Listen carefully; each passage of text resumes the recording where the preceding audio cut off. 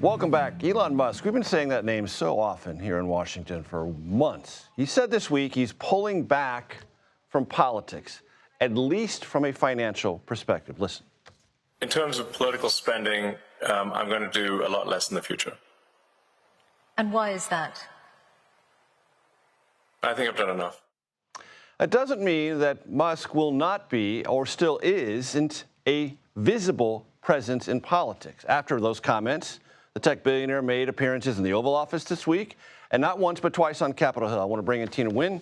She's a senior reporter for The Verge. What is Elon Musk and the Doge of it all after this enormous attention that I think we all justifiably placed on the world's richest man being so close to the President of the United States and unveiling and unleashing this effort to reduce federal spending and the scope and size of the federal workforce?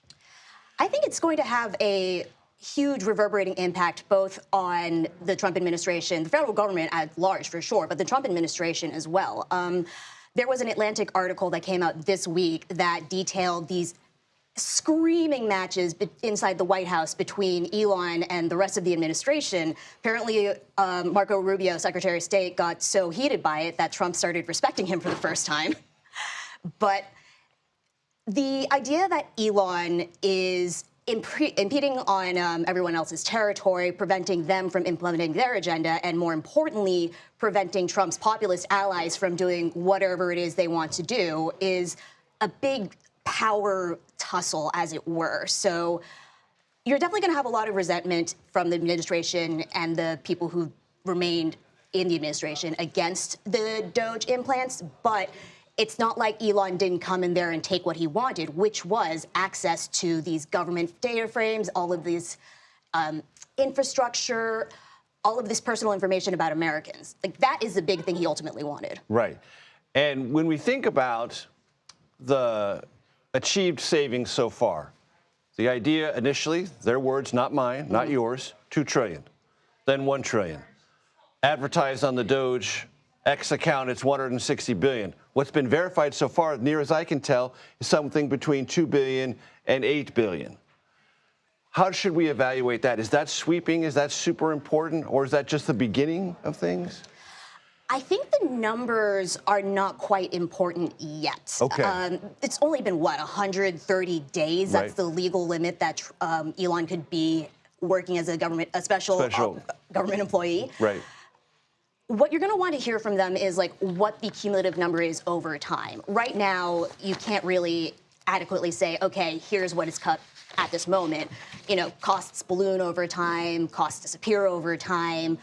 And ultimately what you're not looking for is a hard number, but like, is government going to be effective? What happens when government is not effective? Is the government not effective here on purpose? That's ultimately the real impact of Doge. I want to play for you sound with an interview that Elon gave to CNBC this week with David Faber about criticism or conversation about the overall cumulative effect, large or small, of Doge. Let's listen. You're about efficiency. I mean, that would take an act of Congress, obviously, to really make changes of the significance I'm talking about. First of all, so I think in our opinion, we've created a $160 billion delta, FY25 to FY26, very significant. We are advisors. We're not kings here. I get it. So why are you attacking this, given that we've made so much progress? You mean the we? Not me. Okay. Not me. I'm not attacking. I'm just asking questions. Yeah. So 160 billion, not verified, aspirational possibly, but this idea that we're not kings, going back to our earlier conversation, some of the administration thought he was trying to roll like a king. I mean, when you're a Silicon Valley billionaire who is the richest man in the world and has what my colleagues call like a reality distortion field around him, when you're a person who literally has memed the value of Tesla into the stratosphere and become the richest man in the world just because you have a giant fan base, of course you're going to think you're a king, and of course you're going to think that the government is going to fall down to whatever it is you want.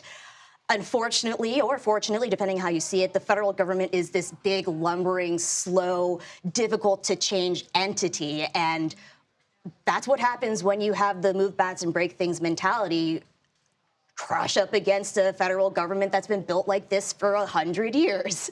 And as you said, Tina, the thing to watch, not just today, but 2 months from now, 6 months from now, 12 months from now, what did Elon learn and gain from all the access to all the data and all the government databases? And I honestly think that it will be a lot more interesting to track the data aspect of it rather than just the money aspect of it. I recently reported for The Verge that the Librarian of Congress and the head of the U.S. Copyright Offices, when they were removed, it was actually a move from the tech right. My sources believe it was Elon Musk and the crypto/AI czar David Sachs. And what they saw was this opportunity for them to come in, take all of the copyrighted information that is available in the Library of Congress and start feeding it into their AI. Keep an eye on Absolutely, that. And we will. And we'll bring you back when you have more fresh reporting on that, Tina Nguyen. Thank you so much. I really appreciate it.